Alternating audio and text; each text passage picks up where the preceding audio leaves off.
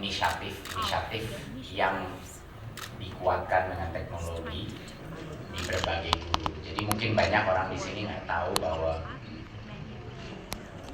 sebenarnya ujung-ujungnya objektif kita, tujuan kita, misi kita adalah untuk menyalakan suatu api ya, suatu lilin di dalam hati dan juga di dalam pikiran setiap guru di Indonesia, karena itu sebenarnya kunci daripada transformasi pendidikan ada di situ. Kalau lilin itu udah menyala, akan sangat sulit untuk dipadamkan lagi. Dan lilin itu nggak mudah untuk dinyalakan, karena sudah berpuluh-puluh tahun seperti yang dibilang tadi sama guru-guru, robotisasi ya, daripada menjadi pejabat administrator kurikulum. Itu yang selama berpuluh-puluh tahun sistem pendidikan kita dianggap guru tugasnya apa? Guru tugasnya bukan menjadi pendidik murid, atau fokusnya adalah bosnya guru itu bukan murid, bosnya guru adalah pemerintah daerah atau kementerian gitu. Itu adalah yang dia akuntabel terhadap pemerintah. Itu saja berkat berbagai macam video-video PMM menjelaskan filsafat Ki Hajar Dewantara. Nggak usah kompetensi deh yang teknis. Video-video menjelaskan guru itu apa sih sebenarnya, tugasnya guru itu apa. Itu waktu kita melatih, sekarang udah tahun depan akan 100.000 guru penggerak. Setiap kali saya ke daerah, itu guru-guru penggerak yang pelatihannya juga hybrid, online offline ya, dia dilatih juga dengan materi-materi dari PMM. Itu semuanya nangis.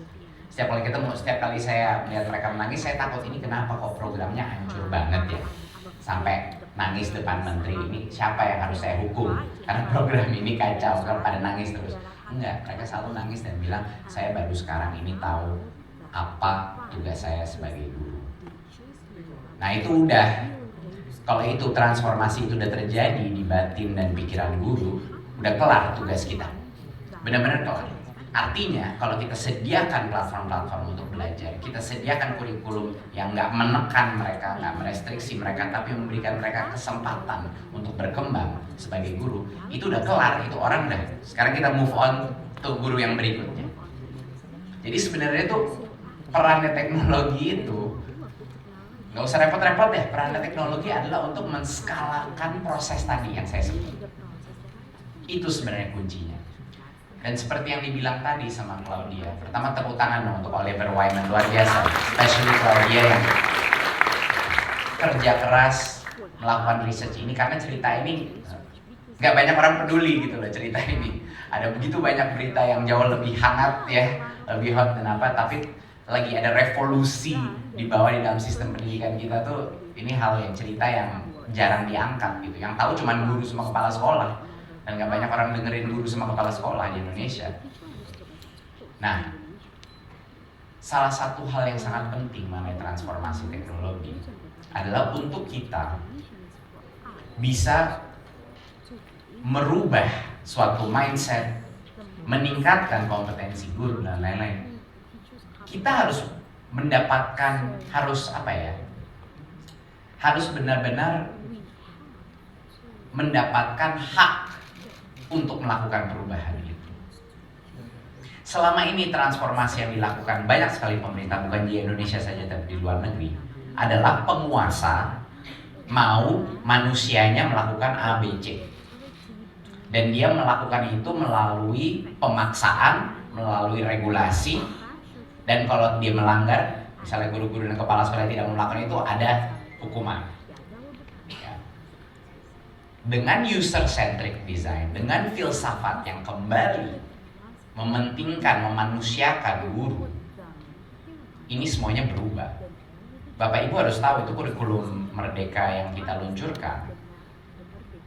Itu dulu itu 2013 kurikulum sebelumnya, itu makan waktu, itu dipaksa dan makan waktu mungkin sampai 5-7 tahun. Dan banyak aja yang mandek, sekolah-sekolah yang nggak mau, saya mau yang kurikulum lama aja nih. Kurikulum Merdeka kita luncurkan sekitar 1,5 tahun yang lalu. Dalam waktu 18 bulan, 80% dari sekolah secara sukarela mengadopsi kurikulum Merdeka. Gimana caranya? bisa itu terjadi? Karena kita menyediakan platform PMM, di mana di situ, di dalam platform itu ada step by step tutorial yang secara mandiri guru-guru bisa bereksperimentasi, baca-baca, kepala sekolah bisa baca-baca, dan ternyata itu hal yang mereka inginkan. Jadi transisi itu jauh lebih mudah daripada dipaksa. Tapi kalau kita mau ada improvement, kalau kita mau ada pergerakan, kita harus memberikan earn atau bekerja keras untuk mendapatkan hak itu. Apa PMM untuk saya sebagai guru? Ini adalah cara untuk guru mengikuti pembelajaran yang diinginkan, cara untuk dia mengekspresikan hal-hal yang dia lakukan dalam ruang kelasnya, membentuk komunitas belajar dari guru-guru lain. Sebelum kita mau maksain Mismo itu, kita harus mendapatkan hak itu dulu. Kita harus melihat dan menanyakan guru-guru, kamu tuh repotnya apa sih? Sekarang yang membuat kalian paling sulit di hidup itu apa? Makanya waktu kita menanyakan kepala sekolah, yang paling membuat mereka pusing adalah laporan keuangan. Laporan keuangan, akuntabilitas, mereka menjadi takut, mereka menjadi stres, nggak bisa coaching guru-gurunya. Jadi kita menciptakan Arkas. Apakah Arkas pada saat itu prioritas nomor 1 untuk merubah tingkat numerasi dan literasi anak-anak? Tidak. Tapi itu adalah kesakitan nomor 1 kepala sekolah. Dan kalau kita nggak selesaikan itu, kalau kita tidak memikirkan kemanusiaan dari kepala sekolah dulu, kepala sekolah mana mungkin bisa memimpin transformasi ini.